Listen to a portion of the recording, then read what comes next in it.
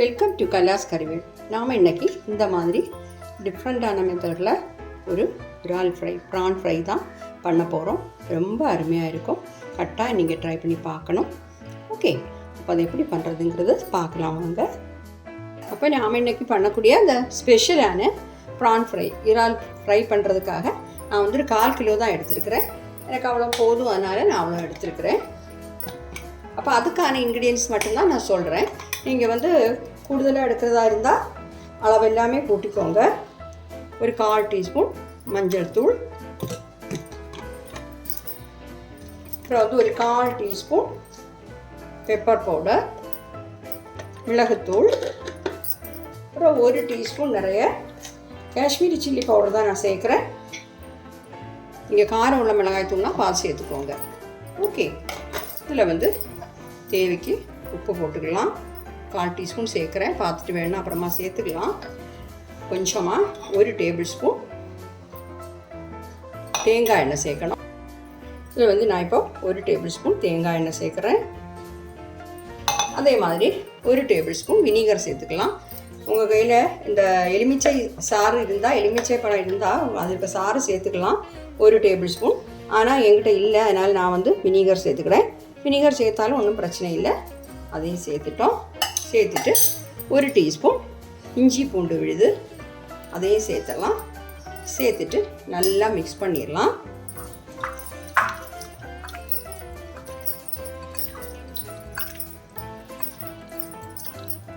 காரம் வந்து கரெக்டாக இருக்கணும். அது நான் கொஞ்சம் தான் எடுத்துருக்கிறதுனால தான் நான் அந்த பொடியெல்லாம் கம்மியாக போட்டேன். இருக்கட்டும், இப்போ எல்லாத்தையுமா மிக்ஸ் பண்ணிட்டோம். இருக்கட்டும், இது வந்து ஒரு 1/2 மணி நேரம், குறைஞ்சது ஒரு 1/2 மணி நேரம் நம்ம மேரினேட் பண்ணி வச்சுருக்கணும். ஃப்ரிட்ஜுக்குள்ளே வச்சா அவ்வளோ நல்லது. ஒரு 1/2 மணி நேரம் இல்லைனா 1 மணி நேரம் வச்சாலும் பிரச்சனை எதுவும் இல்லை. ஆனால் ஒரு 1/2 மணி நேரம் வச்சா இந்த மிளகாய்த்தூள், இந்த பெப்பர் பவுடர் எல்லாமே இந்த இறாலில் பிடிச்சி அருமையாக இருக்கும். ஓகே, இப்போ மூடி வைக்கிறேன். நான் ஃப்ரிட்ஜில் வைக்கிறேன். 1/2 மணி நேரத்துக்கு அப்புறம் எடுத்து நம்ம ஃப்ரை பண்ணலாம்.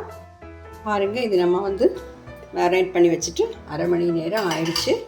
இப்போ வந்து நம்ம போட்ட மசாலாலாம் நல்லா பிடிச்சிருக்கு.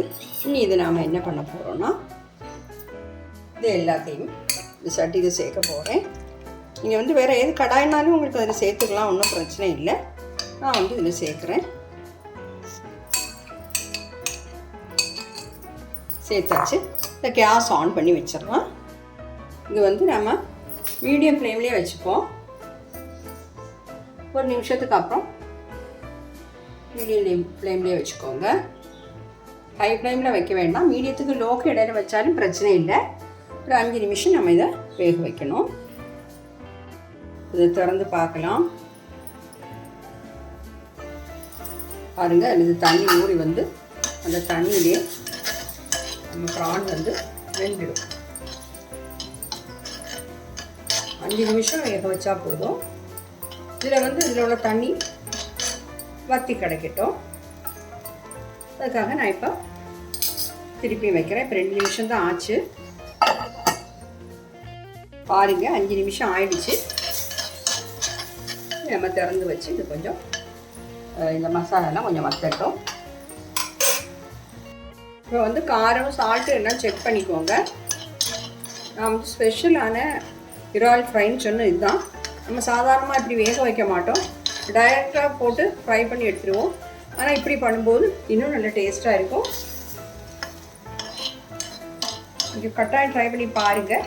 போதும், நல்ல கெட்டி ஆகிடுச்சு. நான் ஃப்ளேம் ஆஃப் பண்ணுறேன். ஃப்ரை பண்ணுறதுக்காக ஒரு பேன் வச்சுருக்கிறேன். இதில் வந்து தேங்காய் எண்ணெய் தான் சேர்க்குறேன்.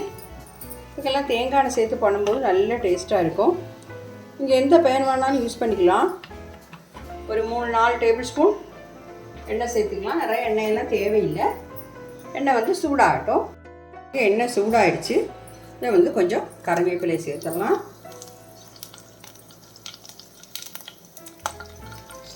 அப்புறம் வந்து 1 பச்சை மிளகாய் சேர்க்குறேன். நான் வந்து இந்த இறால் வந்து ரொம்ப கம்மியாக எடுத்துருக்கிறதுனால இதோட அளவும் வந்து ரொம்ப கம்மியாக தான் எடுத்துருக்கிறேன். இனி நாம் இதில் நம்ம வேக வச்சுருக்கிற அந்த இறாலை சேர்க்கலாம்.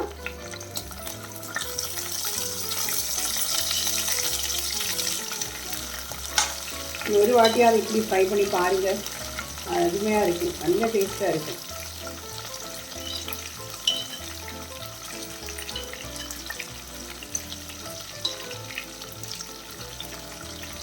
இறால்லாம் இவ்வளோ வாங்கினா ஒரு வீட்லேயுமே பத்தாது.